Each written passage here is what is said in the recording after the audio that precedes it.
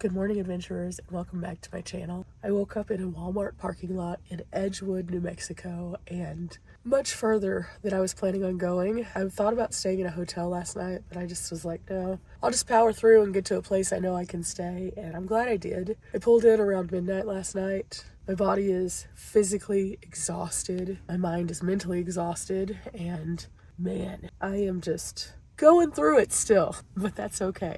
I had some wonderful things that I was planning on attempting to do in Arizona, and by the time that I went through all of that altitude, my ears were it was making me have equilibrium issues. I was having problems just in general, things that you normally don't experience. And I thought, okay, this is gonna make doing any activity that I had on my plan very difficult, because I would be going up into the mountains. And so I thought I could just stay until I feel better, or I could do the logical thing and get my body better, let's go out on the road again. So that's what I'm gonna be doing. I haven't been this ill in a very long time, and so it's been very, very difficult for me, to say the least, as a go girly, because the great equalizer is illness. And so I had to kind of swallow my pride and say, you know what, those things will be here when I get back, but I have to make sure there is a get back. So I'm taking myself home today, which is about a 7-hour drive, and it's going to be a very slow 7 hours because I am not feeling the best. So right now I am just putting together my blankets, and I'm not too worried about everything in the van because I'm going back to base camp and I'm going to unload everything.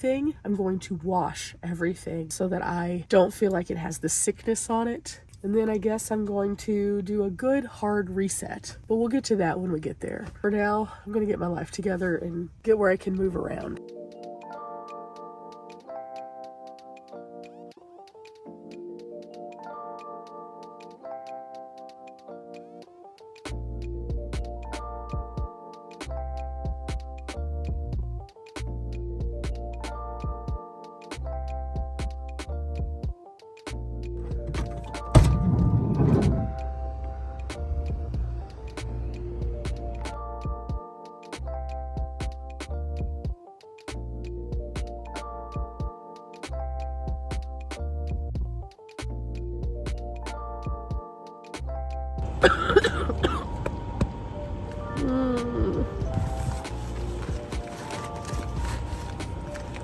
Okay, the back of the van is a mess, but that's okay. Hardest part of the day is getting started and putting one foot in front of the other, and on days that you don't feel well, that's definitely the case. Breathing is interesting today, so it's gonna take me a minute. And that's the hardest part, is just surviving. And if you're at home, you're probably thinking, why are you filming all this? Because this is, unfortunately, the reality of being sick while in a vehicle on the road. It's not glamorous, it's not fun, it's really bad. It's really bad. And the smaller your vehicle, the harder it can be, simply because you can't stand up, you can't move around. So in many instances, when I am asked, oh my gosh, don't you wish you had a bigger van? And I'm like, no. This is the one instance in which I was like, a bigger van would be nice, because then at least whenever I am needing to breathe and stand, because that's the main thing, is standing to elongate the lungs. Yeah, that would be nice. But it's not the case. It's 35 square feet. So what are the downsides of living in 35 square feet? Being sick on the road. This has been a almost week-long endeavor of me trying to gut it out in the back, getting a hotel room, driving, getting to a place where I'm getting closer and closer to my base camp, and there's no hope in sight for it to be better. I do feel like I can speak better. My throat's not as scratchy. My ears, however, it started to move into this area. And once you get to that point, it starts to really play on you a lot. So a bigger van would be nice in instances like this. Now, most of the time, I prefer my fuel economy. I prefer being able to just go and do.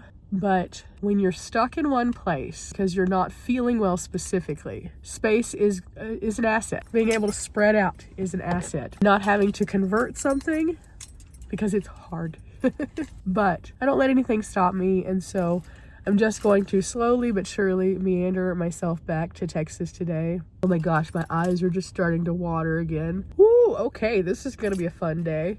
And I know a lot of people would be saying, you probably shouldn't be driving if you're not feeling that well. And true, I understand that statement, but also understand that being in the 35 square feet, it's not really allowing me to heal the way I need to. And I also need to just like strip out everything and truly do that deep clean of the space so that I'm not just continuously absorbing all of the same germs, which sounds gross.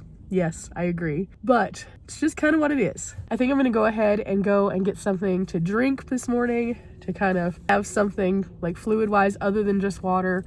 I also have water though, so I'll probably go grab like a juice. A juice would be very good right now. And then after that, I'm gonna hit the road and see how far I can drive today. I think I can do this.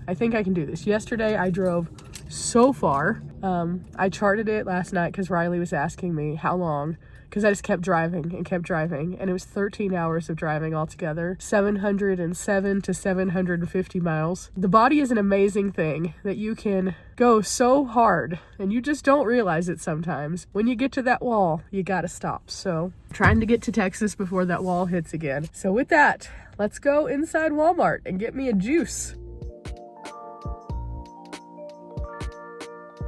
Okay, I got some Vapor Rub. Put it all on my chest and my throat. That should make driving easier. Also ended up with some food, and I found something that's really nice for myself as a treat for working so hard to get home. Sometimes you gotta reward yourself when you don't feel well, and it is bunny season still, so I found this little disco bunny, so that's gonna be pretty cool. But when I get back to base camp, I'll have to get it out and see what I can do with it. In the meantime, now time to hit the road, and wow, it's gonna be a long day. This is gonna be a real long day. Okay, stopping off and getting some gas. Gas here is $2.99 a gallon, and I'm hoping this will get me on the road quite a bit. Okay, all done. $22.54 gets me back on the road, and with that I need to pick a song of the day because I need something to get me through. And I've been really into Mike Posner lately, not only because like his music is really good, but because have you guys heard of Mike Posner before? Now for those of you who don't know who Mike Posner is an American recording artist, done a lot of different variety of kinds of music. He spans many genres, he's worked with a lot of other people, but more impressively, Mike Posner as a person. Mike Posner hiked across the United States, like fully hiked across the United States from coast to coast. He also climbed Mount Everest, and he has been a dirtbag like us, so he's been in a van before. And I was watching an interview that he did about his hike across America, and oh my God, it was wild. He got bit by a rattlesnake, almost derailed the entire project. He ended up in the hospital. He had to retrain himself to walk. He went back to the place where he got bit by the rattlesnake and then started over from there and finished the entirety of the walk.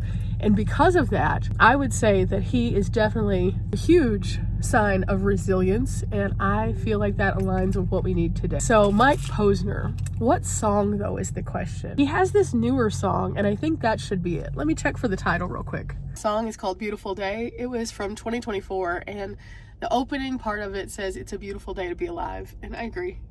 Even with all of the craziness that's been happening, it's definitely a beautiful day to celebrate just being here. So as I drive home and just kind of take in the views and kind of do some reflection and some thinking and some planning for where I want to go next, I'll be listening to a lot of Mike Posner today.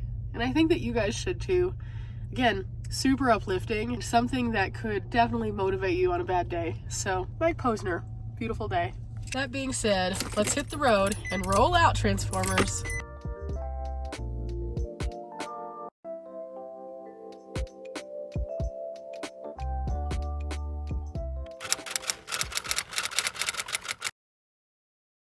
Okay, I decided to stop off in Tucumcari and get some gas. It's pretty cold out there right now, but when I put on my sweater, I feel like I'm suffocated. So again, another wonderful sign of not feeling great. I still had gas, but at the same time, I thought it was better to get closer to the top versus the bottom. And so, yeah, West Texas, we're about to take the never-ending drive. Now, I know a lot of people who don't go through Texas are probably like, oh, it's only 4 hours. Yesterday, you drove 13 hours. Why is that a big deal? It's because that 4 hours, it just like slowly sucks away your entire existence. It's just the longest drive ever. And so, especially since I'm not feeling well, and you can definitely see it in my eyes that I don't feel well. It's gonna be hard. It's gonna be super, super hard. So I have gotten my gas now. I have my Kleenexes up front because your girl is needing them. I'm about to go inside and get a Gatorade, I think. That'll help with the electrolytes so that I feel better. I've already spoken to my family, and one of the joys of like talking to them earlier was that they were gonna tell the cats I was coming. So I'm excited in the way that I can be excited right now. Whenever I get back, I'm going to definitely just probably spend at least 1 or 2 days doing absolutely nothing other than just resting and drinking lots of fluids and trying to get myself back to 100% because something's off. Something's super, super off. And it comes in waves, kind of. Earlier, I was driving and I was listening to Mike Posner, not just the song that I made the song of the day, but some of the other songs. And then at some point, like my ears, I could just feel them pop, and it almost sounded like a bomb went off in this ear because it went from me not being able to hear very much at all to all of a sudden I could hear everything, but it sounded like somebody's holding a microphone up to it and blasting a speaker right in my ear. It was so loud, and so that's a little unsettling. The other thing that I kind of started to experience was that my eyes on this side just started leaking because sickness, go figure. And I know a lot of people are probably thinking, why are you driving and going into public places if you don't feel well? Don't worry. I'm not running a fever. I don't believe to be contagious in any way, shape, or form based on everything I've looked up. I'm pretty sure it's just an interior infection at this point. And I'm trying not to communicate with people in like a close-up way at all. I'm trying to be very distant, using lots of sanitizer, washing my hands, doing all the things. But in order for me to get there, I have to just keep going. So I'm taking these moments when I can, when it's a little bit less crowded, to take myself home. So we'll see what happens. But gotta go get that Gatorade. That means I gotta go back out to the outside. The outside is just hard. The outside is just really, really hard right now.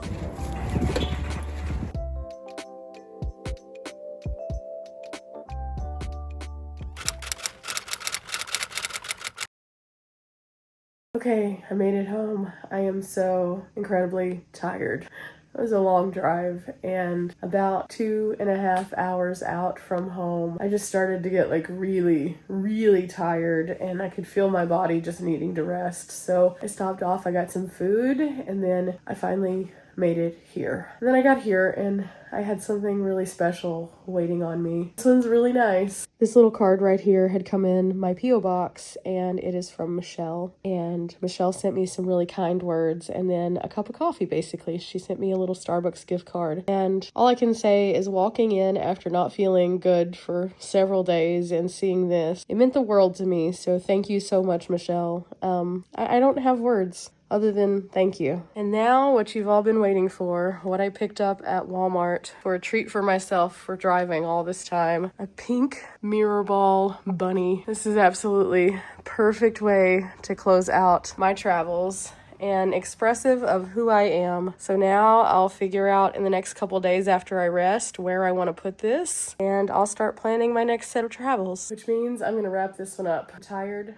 I need rest, and well, that's the only way I'm going to start to feeling better. So I'll see you guys after I recover. Thanks for sticking along with me even during the bad stuff. Normally, van life isn't this stressful, but it certainly has been this last week. But we're here now. I already have some ideas, and I had a lot of time to think about them. So I'll be seeing you soon.